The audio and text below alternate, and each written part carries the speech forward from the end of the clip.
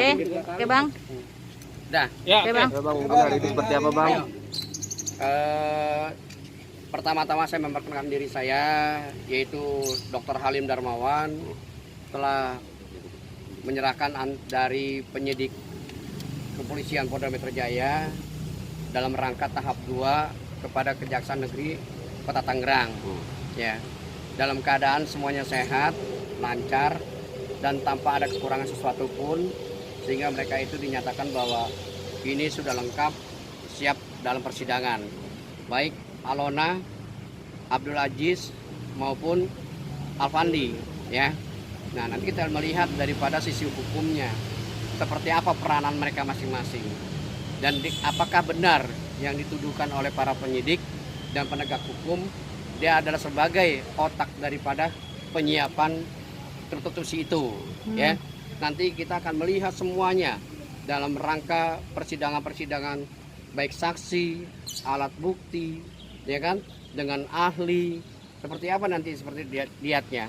Nanti tinggal jaksa dan majelis hakim akan mempertimbangkan segala sesuatu apa yang telah dituduhkan, ya atau tidak, seperti itu, ya. Hari ini hanya menyerahkan berkas saja atau gimana Bang? Ya, hari ini menyerahkan tahap 2 Alona, Abdul Aziz dengan Alfandi.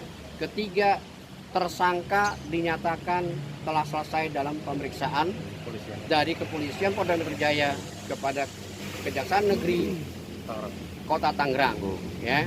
Nah, dengan barang bukti yang telah diperlihatkan barang bukti, bagaimana caranya dia bisa berbuat, penyelidikan selesai. Nah, akhirnya sekarang telah selesai. Kita akan selanjutnya kita menghadap persidangan. Nanti dalam persidangan seperti apa? Terungkapkah, benarkah dugaan-dugaan yang telah dilihat disampaikan terhadap penyidik oleh penuntut umum, disertai dengan juga dengan barang buktinya, apakah benar barang bukti tersebut adalah milik para tersangka tersebut. barang buktinya apa aja Bang?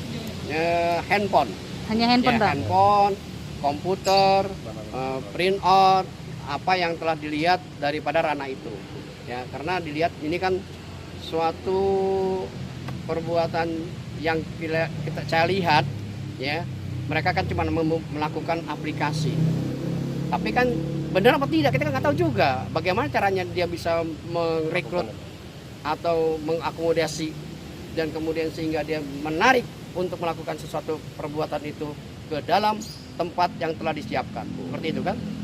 Ada lagi pertanyaan? Bang, kondisi Mulai kapan tuh? Pelimpahan tahap 2 ini jaksa penuntut umum, ya, itu 20 hari ke depan. Tapi sebelum 20 hari berkas akan diserahkan ke pengadilan untuk persiapan persidangan, ya. Nanti kalau misalnya sudah dinyatakan hari H-nya, ya, kemudian pengadilan juga sudah mempersiapkan semuanya, maka kita hadir untuk melakukan persidangan itu. Untuk Alonanya sendiri di Polda atau gimana Bang? Bang untuk Alan. Untuk sementara ini dikarenakan keadaan situasi pemerintah pandemi, untuk menghindari hal-hal di lapas, ya, yang telah disiapkan oleh negara, maka dia dititipkan kembali kepada Polda Metro Jaya untuk menghindari adanya mungkin penularan tersebut, ya, sehingga lapas itu aman, Polda Metro juga aman, dan penegak hukum juga semuanya dalam keadaan sehat walafiat. Bang, kondisi Alona sempat ada keluhan Bang, karena kita lihat kayaknya dia sebelum tahap 2, ya, pernah sama saya berbicara dia keadaannya fisiknya lemah. Karena kenapa Bang? Kemudian Karena memang sakit. Dia mengatakan bahwa dia sesak napas, terus pikirannya stres dan fisiknya panas. Maka saya bilang anjurkan bertahanlah, minum obatlah, kemudian berikanlah vitamin supaya agar mereka kondisinya pulih kembali. Napasnya sesak apa karena dalam ruangan itu terlalu penuh orang atau seperti apa Bang? Ya, namanya Tahanan, tahanan itu kan, ya, kita juga nggak melihat berapa orang dan orangnya kan gitu. Tapi yang jelas pada saat di dalam tahanan Polda Metro Jaya, dia mengeluhkan bahwa dia kesehatannya menurun. Sempat masuk rumah sakit bang? Sempat diperiksa ke dokes, ternyata bahwa mereka ini diberikan obat-obat untuk memulihkan kembali pada tubuhnya. Seperti itu. Ada lagi? Bang, soal tuntutannya sendiri mungkin belum diperjelas kembali nih. Ya, ini kan yang disanggakan atau yang disebut diduga adalah pasal 3 ya.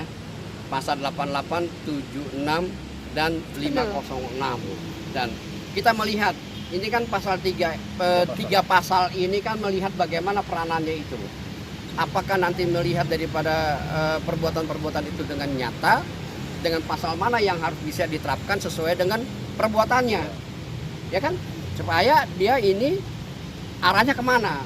Karena jaksa itu dari polisi itu 3 pasal, nanti tinggal penerapan dalam persidangan dengan alat bukti dan saksi, ya kan? Nanti tinggal hakim bisa mempertimbangkan pengeterapannya yang mana yang harus dikenakan putusan pengadilannya. Tuntutannya sendiri bang? Kalau tuntutan kita belum mulai, kita ini kan baru menyerahkan.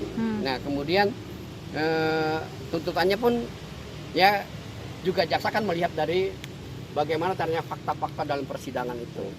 Jadi sekarang belum persiapin. Berarti ya, langkah-langkah yang disiapkan ke depan gimana bang? Hah? Langkah-langkah yang udah disiapkan ke depan seperti apa mungkin? Ya kita ngikutin prosedur saja.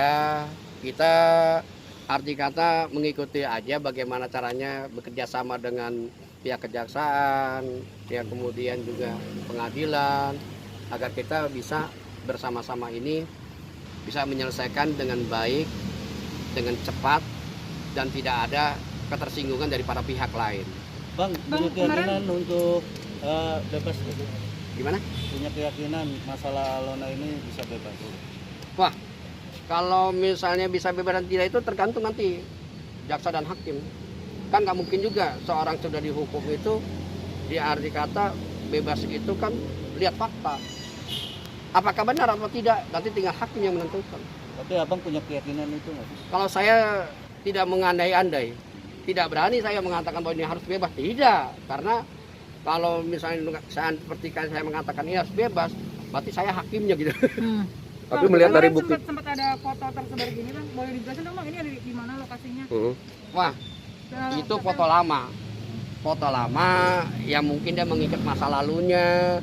Terus kemudian juga pada saat dia di luar seperti apa, sehingga dia ya memfoto-foto itu mengingat masa-masa yang sudah dialami di hidupnya sebelum kena permasalahan ini.